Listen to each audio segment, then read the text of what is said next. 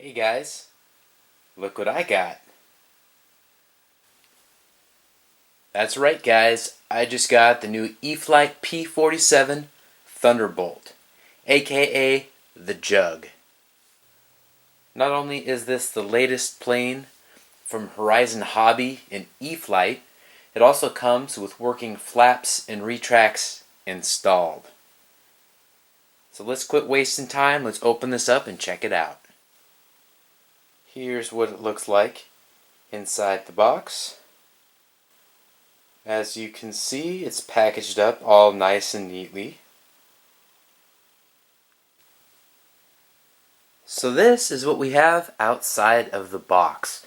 It was pretty tough to get everything into the frame, so I'm going to go over each part and piece individually. Fortunately, there aren't that many parts and pieces, so this shouldn't take very long to do. First up, we've got the four-bladed prop. You'll notice over there that it comes with the two-bladed prop. And that's what's attached. Comes off easy. Swap this on. It's a very simple process. I will show that to you here shortly. Up next, we've got these parts and pieces. Some of these I recognize, some of them I don't. Of course, we got our Maiden plug. We've got the pieces of tape to affix the horizontal stabilizer to the back of the fuse over there. And then we've got the screws to attach the main wing to the bottom of the fuselage. But we also have some plastic pieces in here. One's a longer one is a shorter one. Here shortly I'm going to look in the owner's manual and see if I can figure out what this is, and I will report back. I've got great news guys, especially for those of you who like the bellyland planes.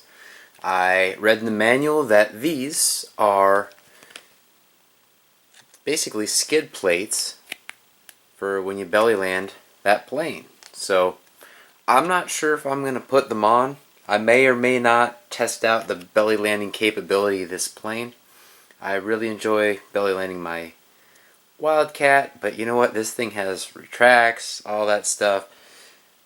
I'm not sure if I'm going to go that route, but we'll see. Alright, so here is the horizontal stabilizer.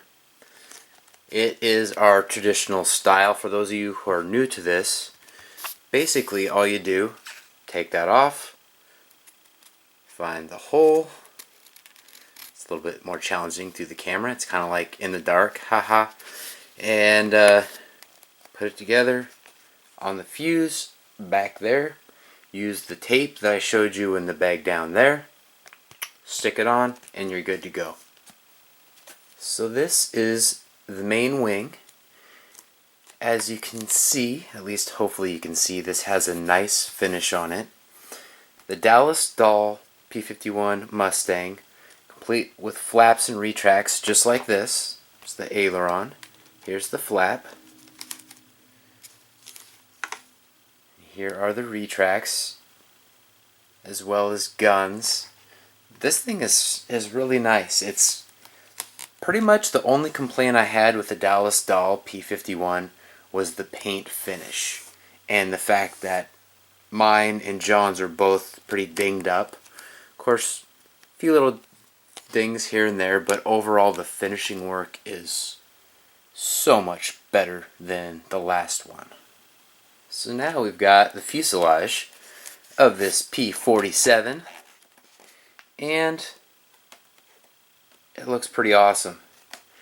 I was not able to own a Park Zone P-47, which is basically the version 2, or version 1 of this. This is the version 2 of this plane. So I'm excited that I can participate with this one. I know a lot of you guys are going to want to compare this to the Dallas Doll, which is why I've mentioned it already. One of the other changes, other than the beautiful finish work on this thing, is the hatch is different. It's a lot like the Corsair version 2. You've got this tape here to pull off, and I did it off camera, and that magnet is damn strong, so be aware of that. Don't try and pull on this. I gave it a little tug to kind of test it, and doesn't seem like this is on there extremely secure. And yes, it was a stupid thing for me to do to even attempt to pull on that, even with just a slight amount of pressure. But you know what? I'm experimenting. I kind of break the ground for you guys a bit, so I found that out for you. And yeah, you see that? Damn. Took some pressure to get that off there.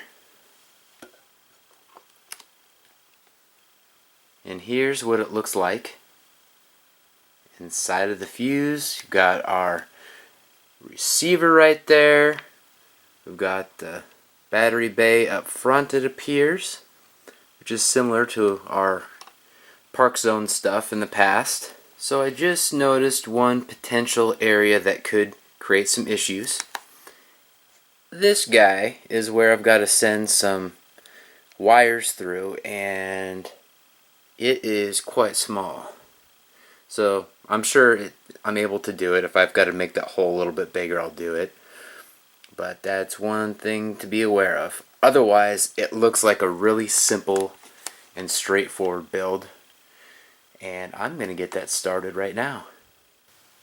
Hey guys, I'm happy to report that this plane was not very difficult to build at all. Of course, there are always little things that come up here and there, but really, all in all, very straightforward.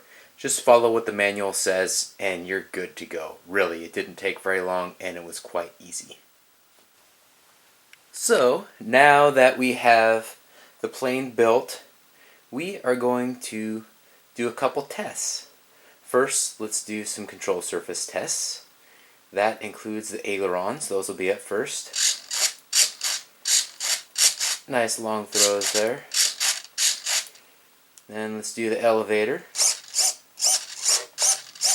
If I could go straight up and down and not activate the ailerons, that would probably be awesome. Okay, let's activate the rudder.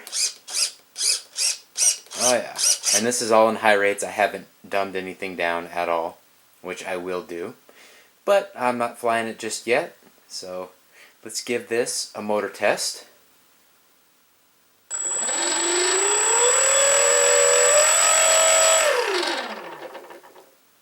That sounds not so good to me.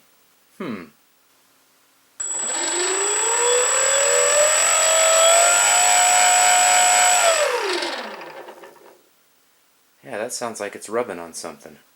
Let me check that out. In fact, I'm going to take this opportunity to put the scale prop on, because that's what I'm going to fly on the Maiden Flight with it anyway, so I'll be right back. Ah, that looks much better. Let's see if it sounds better.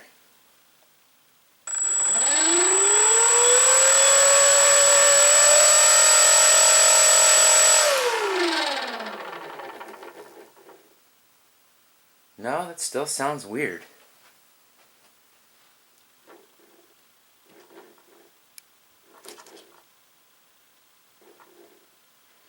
Yep, I hear a little friction going on in there, and that's not at all how it is with my Dallas Doll, which I actually just tested a minute ago in the other room.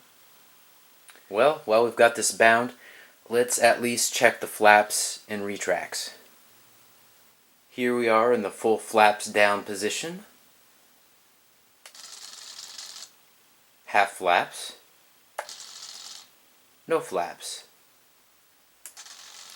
Half flaps. Full flaps.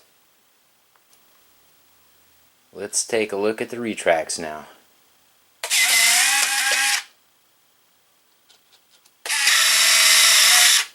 Pretty fast.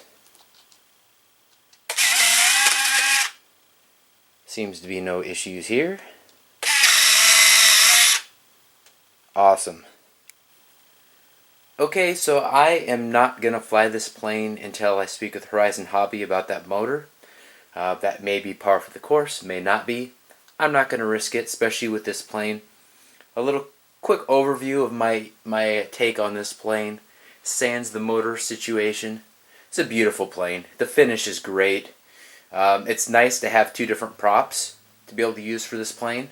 I would have preferred that they shipped it with the scale one on there, but really it's easy to take off. Just take a little screwdriver, put it through the hole, turn it, bust it loose, you're good to go. So this concludes the unboxing and review for this plane.